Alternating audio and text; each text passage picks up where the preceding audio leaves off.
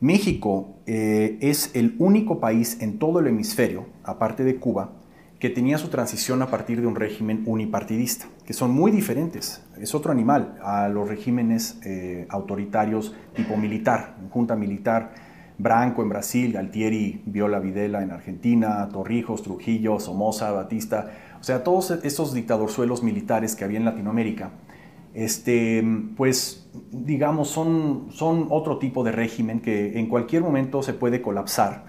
De hecho, ellos mismos se autonombran presidente de facto.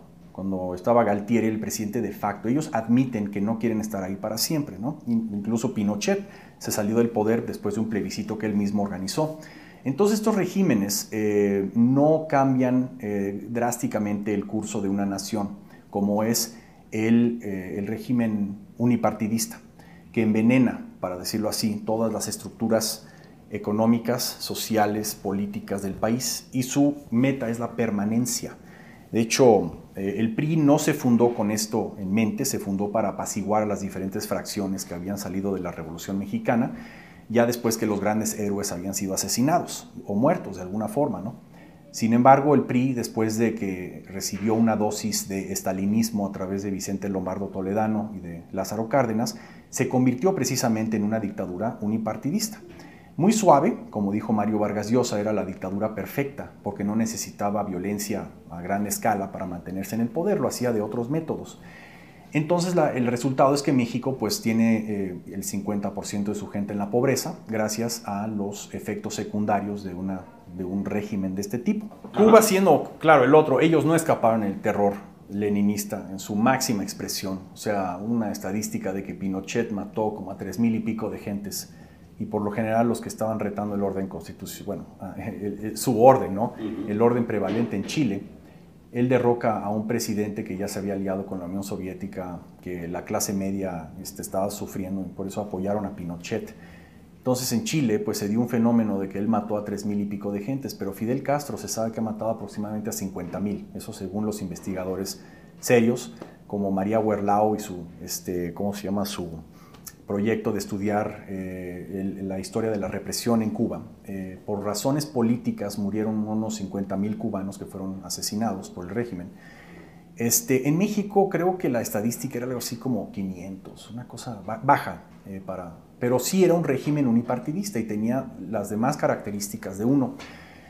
Los 30 países que yo estudio en Europa del Este, todos venían de regímenes unipartidistas, ya sea el soviético o el tipo yugoslavo, el tipo albanés, el tipo mogol, esos son los 30 países que surgieron del bloque, lo que se llamaba el bloque soviético y de Yugoslavia. Entonces, pues México tiene sus cosas sui generis, pero se sabía que si no seguía esta transición, ciertos pasos que son ley, entonces la transición iba a fracasar. Por eso, desde un principio, yo me puse, digamos, a hablar de este asunto en los periódicos o personalmente con los líderes de transición o con mis colegas de la campaña, Darío, Ana, etcétera. Éramos, no sé, unos 80 gentes en esa casa de campaña en Sacramento, no éramos muchos. No. Y de hecho, Rosa María González de Sarabia, nuestra matriarca, digamos, ella fue la que recopiló las historias personales de muchas de esas gentes en 2 libros que ella publicó. Pero hablando con los panistas principalmente y los foxistas y otras fuerzas vivas del país, yo me di cuenta que pues no estaban estaban muy lejos de estar preparados para una cosa así.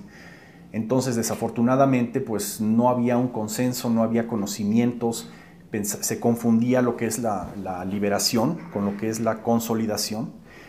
Y teníamos otros modelos que no son muy aplicables a México, porque hablan cristiano, los centroamericanos, los sudamericanos venían acá y hablaban de que nuestra transición del horrible régimen militar, etcétera, y la gente pues se confundía, aplicaban modelos que no se aplicaban. La transición española también se malinterpretó aquí, hablando de transitología, venía Felipe González y nos hablaba de cómo él negoció con el régimen, pero lo que nunca se hablaba es que, y les voy a dar este ejemplo, el de España. España se liberó básicamente cuando murió Franco. Después hubo una serie de líderes, había un Arias, había un Fraga, y después el rey más o menos puso a un tal Suárez. Esos eran franquistas, pero la verdadera elección post-franquista. El verdadero rompimiento con el franquismo se dio en el 82, cuando gana el Partido Socialista Obrero Español en España. De hecho, mi tía fue parte de ese movimiento, era disidente varios años con Felipe González, y después él la premió poniéndola como eurodiputada, y ahí estuvo muchos años, una tía mía llamada Ludivina García Arias. Ella no fue la única. Les voy a dar este ejemplo.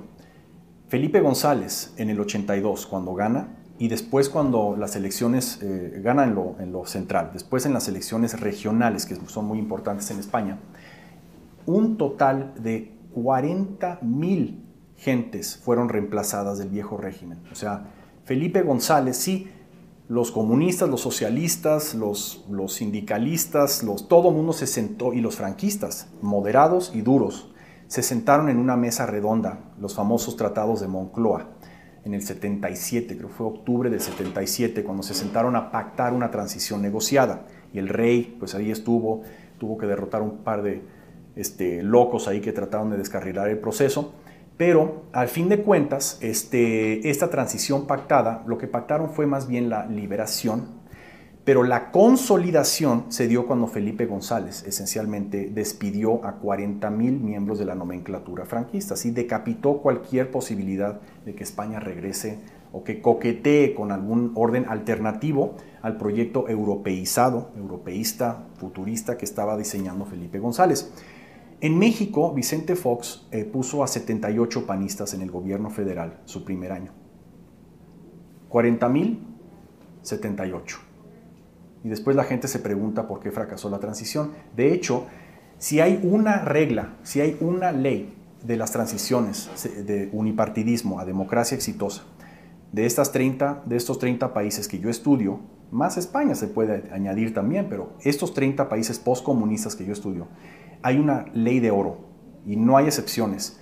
Cuanto más participan las élites del previo régimen en la nueva realidad postcomunista o postunipartidista, peor le va al país. No hay ninguna excepción. Los países más exitosos y de todos los parámetros económicos, sociales, políticos, donde hay estabilidad, donde hay todo tipo de, donde el trabajador se lleva más dinero a su casa, a fin de cuentas, esa es la meta, ¿no? Estos países son donde menos participó las redes nocivas del previo régimen en la nueva realidad política. En México, desafortunadamente, caímos pues en la mitad de abajo, ¿no? O sea, si podemos comparar a México, sería más como una transición como la de Rusia, la de Ucrania, la de Kazajstán, donde quedaron las mismas élites en el poder.